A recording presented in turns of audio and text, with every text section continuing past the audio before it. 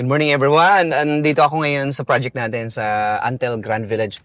Dahil meron tayong client o lot owner na bumili sa atin before na magpapagawa ng bahay. Okay, so sisilipin natin yung construction ngayon at ito ay nagmaterialize na. This is through bank financing. So we will process the bank financing by the way, no?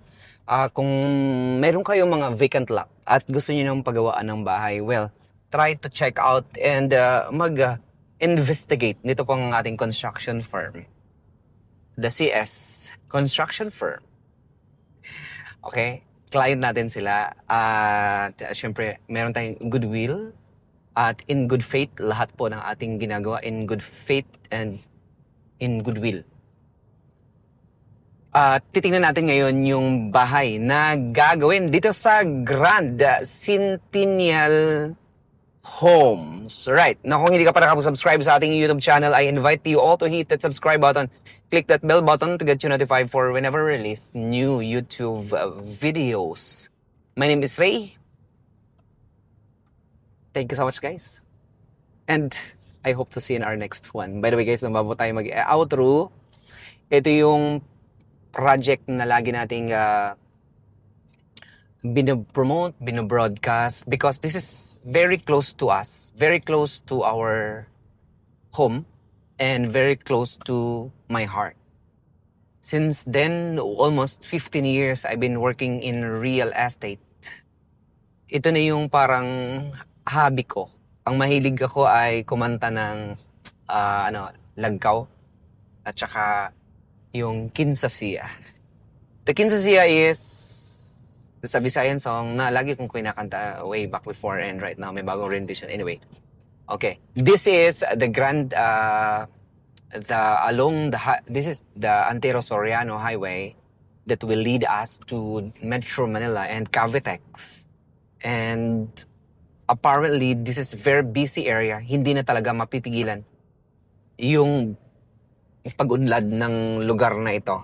At hindi na rin kaila na ang presyo ng mga lupain o real estate dito sa paligid na to ay nagtataasan at nagmamahalan. Because of the kakulangan ng lot at kakaunti na lang mga available. Yan yung reason why real estate nag-appreciate yung value niya. Because of the demand and because of the supply. Yung supply kasi kumukonti, but the demand getting higher, but the supply, nagbumubulusok. Ayan. And very thankful tayo because itong isang client natin, bumili ito sa atin way back like 3 years ago.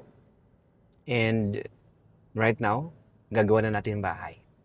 Yung pag-acquire nila ng lot ay through us at ang buo nila ng kanilang pangarap na bahay through us also. So this means that yung kanilang loyalty, yung kanilang trust, at yung kanilang confidence to get our services ay intact. Thank you so much to that, sir. I really, really appreciate yun pong inyo pong pagkuha sa amin. Although napakadaming mga real estate practitioners in the area, pero mas pinili niyo po si Ray Miliana na maging kasama sa inyo pong pangarap. Maraming salamat po sa inyo pong pagtiwala. Maraming salamat po sa inyong walang sawang pag-support. Now, malapit na tayo sa ating site. At nasa kanang bahagi lang po ang Grand Centennial Homes. At napakaganda din ng lugar dito ngayon because ang hindi mapipigilang pag-usbong ng Evo City.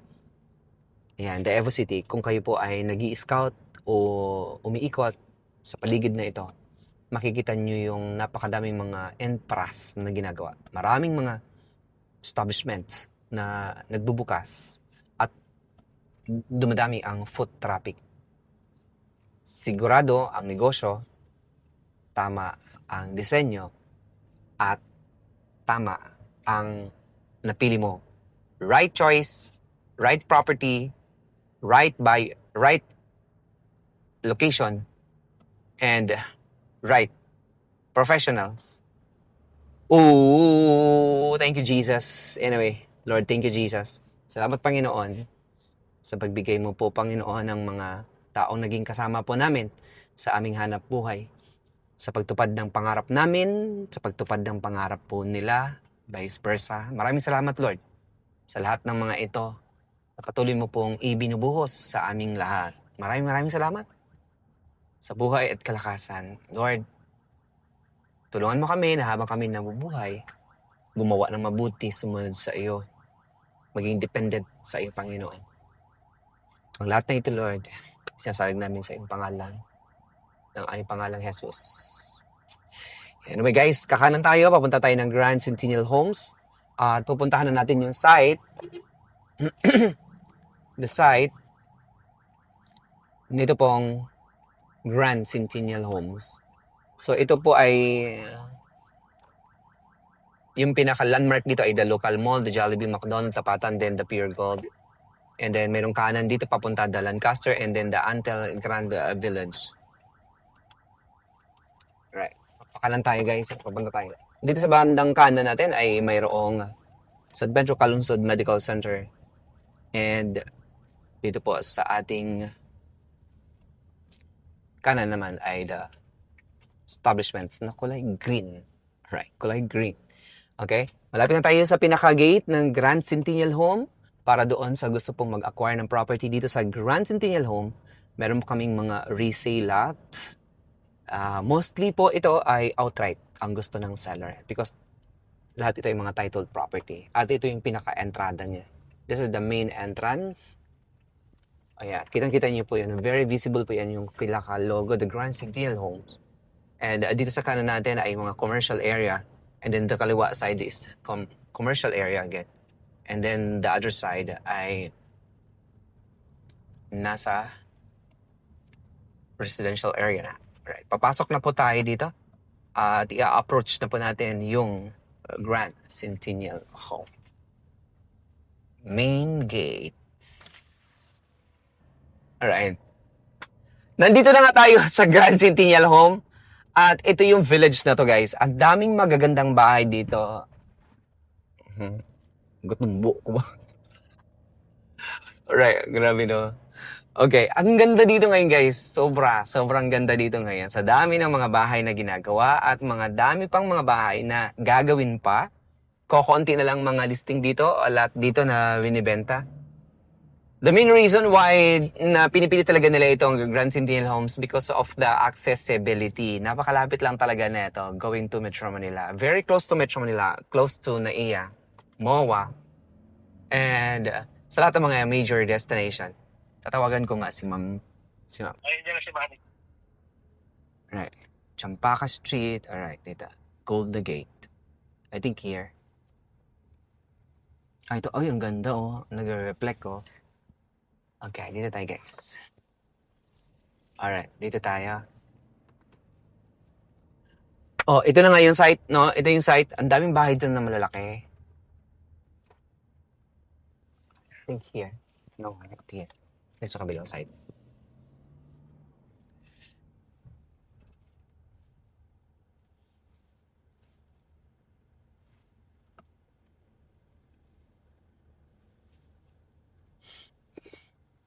Parang doon sa kabila. Parang mali yata yung pinasukan ko, guys. Okay. Alright, ito na nga yan siya. Corner yung kanilang lote.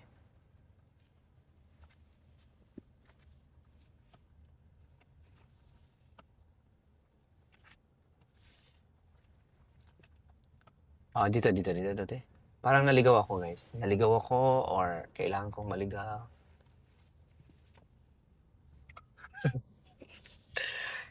Ayun na nga, nakita ko na siya. Ayan, dap. Ayan, dap. Dito na nga, tama yung aking napuntahan. Ayan, alright. O, tama nga naman. Hindi naman ako naligaw. Ayun na sila. Tama nga naman yung pinuntahan ko. Alright, ayan. Ayan, tama lang ang aking napuntahan. Ayan guys, okay.